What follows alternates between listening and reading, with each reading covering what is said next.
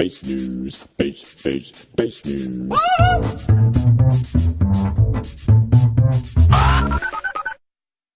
Hey folks, it's Jason Heath here, bringing you your bass news from doublebassblog.org. Just some of the more interesting stories that have been going on this week.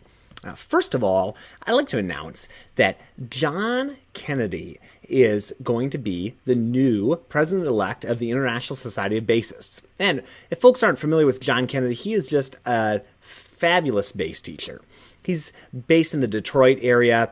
He's been teaching bassists for decades, especially young bassists, elementary, middle school, high school age bassists. He's really got a talent for this, very influential figure in the bass community. He is the driving force behind the Richard Davis Young Bassist Conference in Madison, Wisconsin.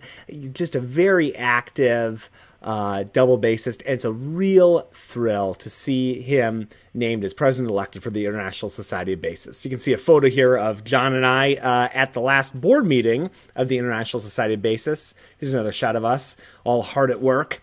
So anyway, very cool, and congratulations to John.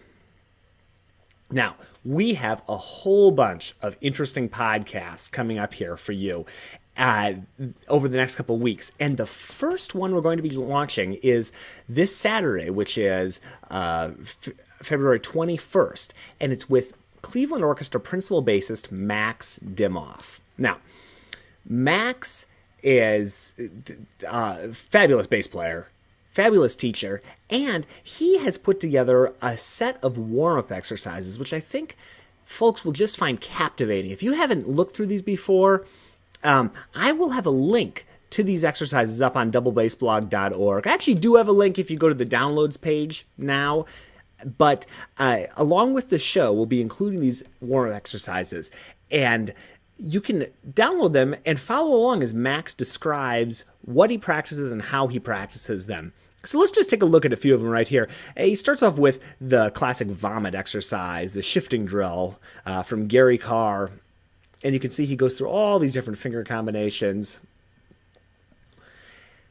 He then goes into modified Flesch scales, which are from the Carl Flesch violin method. And he goes up and down each individual string, as you can see here, before combining them together into a 3-octave pattern.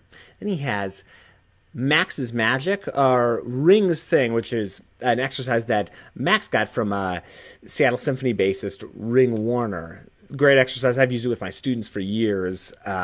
Max also has progressive scales, 4-note and 3-note scales, and a whole host of other exercises. So why don't you check those out, and be sure to listen to Max's interview, the first part of which is coming out this weekend. Now, I also had a chance to interview Lawrence Wolf, who's the assistant principal bass of the Boston Symphony. Oh my, great interview. What a wonderful guy. Just one of the nicest guys you'll ever meet. What a bass player. What a teacher. We just had a great conversation too. And I am very pumped to put this out. We'll probably be putting this interview out in the next 2 weeks or so. We covered all aspects of his career. He's been in the Boston Symphony since, I believe, 1970. He's been teaching in the New England Conservatory for that length of time, too, as well as many other places. Boy, what an individual. And I got a chance to attend one of Lawrence Wolf's master classes this past fall, and I wrote up a little summary of it, which covers some of the aspects of his teaching concepts and ideas. This was a masterclass that Northwestern University bass professor Peter Lloyd hosted. And it was really great. Some of the points that Mr. Wolf talked about was the Boston sound, and particularly the approach that the Boston bass section has to shorter passages like spiccato passages like Beethoven 5, the trio from the third movement, or the 6/8 fugue section of the last movement in Beethoven 9. He demonstrated these, and in our interview, he really goes in depth talking about these strokes too. We also talked about snappy shifts, closing notes, left-hand mechanics, all sorts of concepts. How you can't hold and play the bass at the same time, which some of these things, they may seem simple on the surface, but once you get down into them, they're actually pretty deep concepts, and he just has a wonderful way of expressing these concepts that we talk about in this interview. So I think you're really going to get a kick out of that. So be sure to check that out, and check out the Lawrence Wolf Masterclass summary over at doublebaseblog.org. We also have I've done a few other summaries like Ed Barker Masterclass, Tim Cobb Masterclass, and Joe Guastafesti Masterclass, all of which have happened within the last couple of years. So be sure to check that out too. We'll have a link to that in the notes for this video.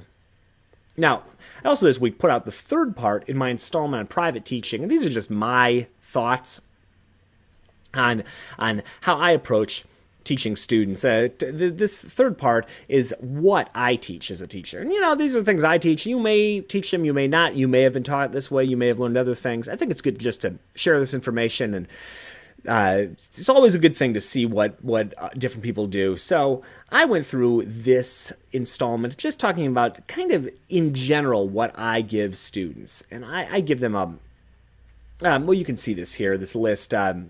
Start with George Vance and some Simandl, get into Marcello Sonatas, Capuzzi Concerto, and just progress through there. I have a few observations about this list in the post.